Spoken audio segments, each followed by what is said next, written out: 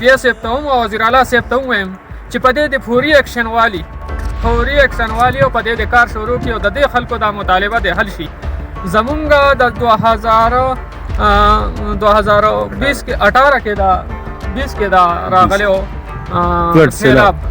هیڅ کار پې نه دی شوی. دا جوماتونه دي په خپلې مدد خلک جوړوي لګیا دي. پوه شوې دلته لاندې دا کور نه دا کور دی د لاندې دغه ځای کې دا د سړي پټی وړی دی تباه شوی دی کور یې وړی دی خلکو ولا چاندې وکړې او کور یې دغه دی اوس ورو کړی دی په دې برځي کې خیال دی نه ایم پي ایس صاحب راغلی دی تپوس کړی دی نه زموږ خپل د ایکس ټیمپین هم ګیله ده چې هغه هم لکه راغلی دی د دې علاقې دغه کتلې پوه شوې داسې نه وایي چې لکه یو تاسو پرستي کوو چې لکه یو اوچته و بل لاندې کوو زموږ ټول یو شان ته روحاني پوه شوې نو د دې چارواکو نه زموږ ډېره سخته ګیله ده. دا راته ووایي تاسو د دې طرف نه چې پورې د دې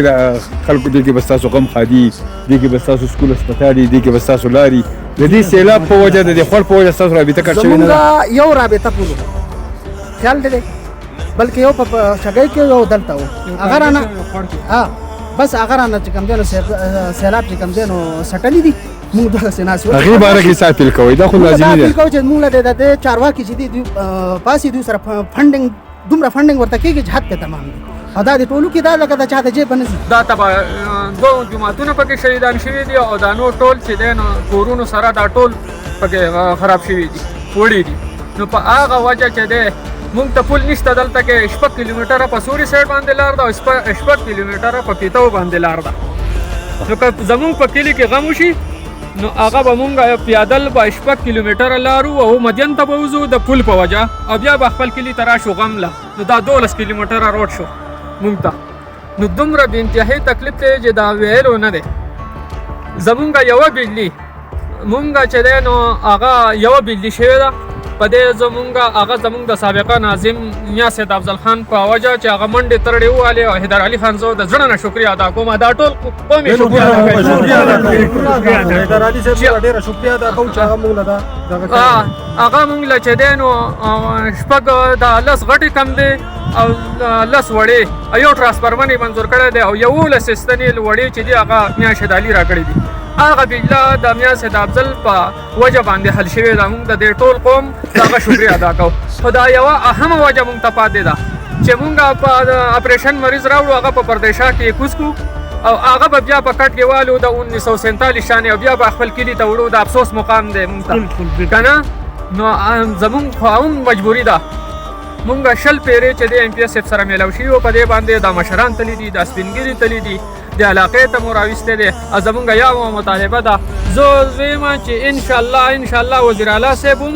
او د ایم پي ایس په دې باندې فوري کار شروع کړي. زموږ د دې ټول قوم دا مطالبه ده که نه او موږ دلته کې کم لاندې پراپرټي چې کم مین پراپرټي وه هغه ختم شوې ده.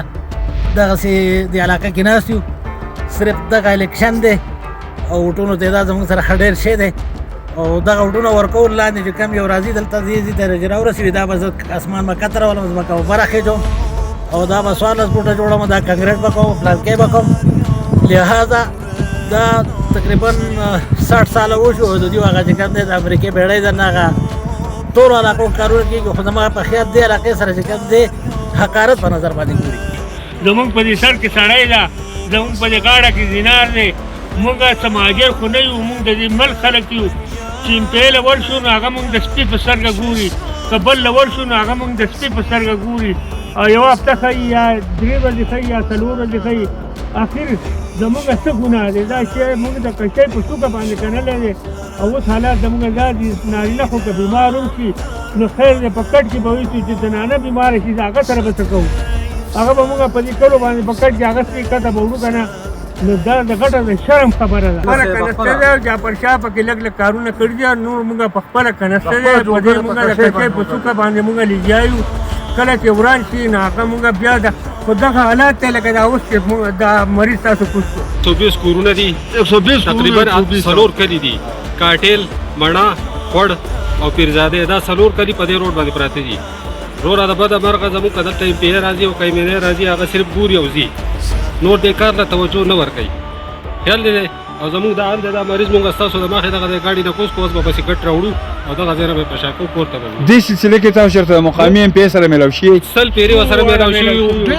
دغه یوه خبره کوي چې په را روانه هفته کې ستاسو کار کېږي وروره د 2018 نه هغه هفته ناره ده راغلې چې زموږ دا کار وشي بره ګاډی نشي خطر د روډ دا حل دی نو به دی ول څوک دی کته نه دا روډ ټولې د څومره خراب دی ډېرې مسلې دي به د روډ کې ښه ټول کچا روډ نه به دی باندې دا ګاډي نور په پورته نشي خطر نو په دې خو به ستاسو د ګاډو ته هم ډېر زیات نقصان رسي تاسو ګاډي زموږ تباه شو ګاډي کې څه پاتې دي ګاډي خو دا کار کې یو ګاډي هغه تباه به بیا په تفصیل برګو به د غریبانو خلکو دا دغه دی دا بابا مریض ته راوړو دا ما راوړو ګاډي نشي خطر دی به په کټ کې بوړي او څه کوي او زما په شا باندې تاسو کوم قومي نه دا د وواتو کلو قومونه دي دا راغونډ شوي دي د دوی یو اتحاد دی د دوی یو اتفاق دی په دې علاقه دې علاقې ته ډېر زیات نقصان سیلاب رسولی دی د هغې نه وروستو چې کوم روډ دی په دې روډ باندې ډېر زیات مشکلات دي دوی ته دوی راوتي دي د خپل ایم پی ای نه د خپل ایم این ای نه د صوبایي ګورنمنټ نه د مرکزي ګورنمنټ نه د انتظامیه نه اپیل کوي چې موږ له دا روډ جوړ کړي دا د ننني دور چې کوم دی د ټول نه یو اهم ایشو ده دلته سکولونه دي دلته جوماتونه دي دلته واته کلي دي دلته په سوونو باندې خلک دي دوی د دې یوې خبرې هم عهد کړی دی چې په راتلونکي بلدیاتي الیکشن کې به موږ هغه ټول ټاکنې حل کوو هغه کس له به ووټ ورکوو چا چې زموږ په دې روډ باندې کار وکړو چا چې زموږ په دې پلټ باندې کار وکړو چا زموږ په پلونو او په جوماتونو په سکولونو باندې کار وکړو لہذا د پارټۍ نه هټ کې به زموږ ووټ د هغی نو لازمه خبره ده چې کله دا قوم د چا سره نو هغه ګټلی شي تاسو ته اپیل دی درخواست دی چې د دې قوم دا واورئ دوی ځپلي شوي دي د دوی بچي چې کوم دی په هسپتالونو ته نشي رسېدی د دوی مریضان هسپتالونو ته نشي رسېدی دوی د ډېرو سختو مسلو سره مخامخ دي لہذا حکومت ته خاص دی چې هم دا ستاسو خلک دي هم د دوی سره وټونه دي هم دوی الیکشنې کوي هم دوی ستاسو په شا باندې چغه وباسي دوی ستاسو د زنده‌باد مرده‌باد نارې وایي نو پکار دا ده چې د دوی دا کارونه وشي د دوی دا روډ جوړ شي زه شیر علي خان بشرخیل د ننني پروګرام